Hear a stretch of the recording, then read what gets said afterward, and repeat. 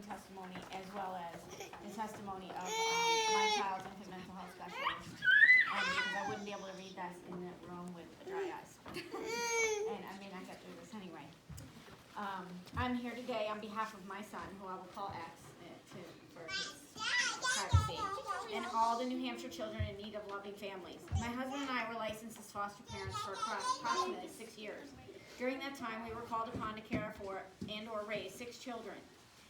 Actually, we were called 5 times in the first 3 months about 5 different children in need of care. We took our foster class instruction very seriously, and rule number 1 was do not say yes to something you think you cannot handle, because these children moving homes is the worst thing that can happen. Each time we lost sleep, worried about the child, and agonized on our decision. Call number 6 was different. How? We can't recall. Was it the lack of information? Possibly. We had an hour's notice that we were to become first-time parents to a 2.5-year-old little boy. This amazing little one arrived after trying to jump out of the investigator's car, and off he ran. Through the house, through the yard, falling, leaving us baffled on his care. X was completely nonverbal. No eye contact, no referencing or name recognition, and so beautiful. The next 3 to 4 years of our lives were about to completely change. We changed our home, our job, traveled the state, seeking the best medical, dental, and psychological care. Sometimes setting off in the middle of the night, midwinter, for a 7 a.m. appointment. We listened, we learned, we gave everything to this child. He was ultimately diagnosed by a brilliant doctor at Dartmouth-Hitchcock with RAD. The internet can fill you in on this frightening diagnosis, an extremely low success rate despite the best of therapeutic intentions. To quote this amazing man, X would have been better off raised by wolves, and I worked with a child raised by dogs. We then set out to connect with the top people in the field. Michael Trout from Chicago, I got to eat lunch with him, who runs the Parent-Child Institute. Daniel Hughes from Maine, attachment parenting professional, and the North Country's hero to all foster children, Jackie Sparks. She's the infant mental health specialist. I'm sure many people at DCF and Concord are aware of her. With these resources, we built a therapeutic life for our child. Literally meant we did not leave the house with X for over a year. We left for therapy, small family outings that did not involve being in public. Our house was flooded with professionals, helping, guiding, rebuilding this child's heart and brain. Did I mention that we were so in love with him?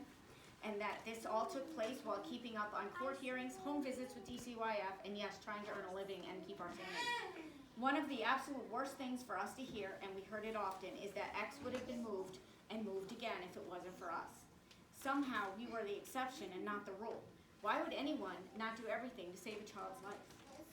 X began to talk at 4 years old. Our adoption was finalized shortly after. He began to laugh, make eye contact, hug and snuggle like no other. His tantrums subsided. Did I mention his self-injurious behaviors that often led to laying on the floor for hours while he got his mat out? By 6 years old, he exceeded his IEP expectations and was no longer in special education. By 8 years old, we were all wishing our elementary school had gifted and foster program. We also took in and were working to adopt another New Hampshire foster child. However, the case took an unexpected turn. Fast forward to today, X is 18 years old and graduating high school with a 4.3 GPA. He has never been in trouble. He bought his own car, got his license one day after his 16th birthday. He plays ball for his school and works 2 to 3 jobs. He now has a little sister. They are amazing together. I am sparing you much of the details to try to keep this to a minimum, yet hoping to paint you a proper picture. I beg you to oppose these restrictions on foster families. You see, my family could not raise X, love X, and most importantly, recalling how often we were told that others would have given up, X would not have been able to reach his full potential. As of now, he looks forward to accepting one of the many offers from excellent universities, enticing him to attend their school.